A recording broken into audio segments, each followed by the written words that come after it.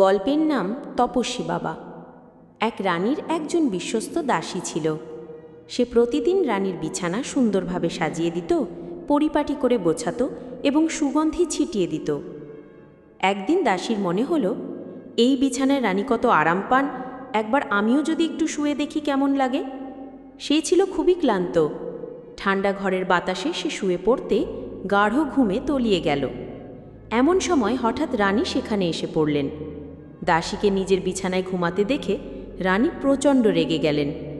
তিনি দাসীকে ৬০টি চাবুক মারা শাস্তি দিলেন।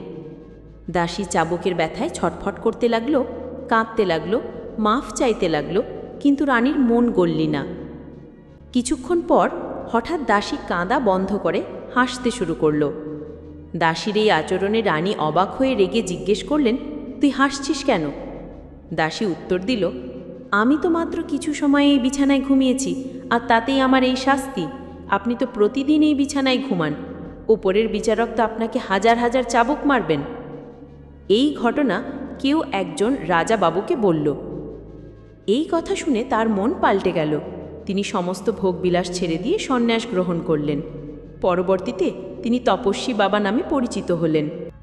ভিডিও ভালো লাগলে লাইক আর সাবস্ক্রাইব করুন।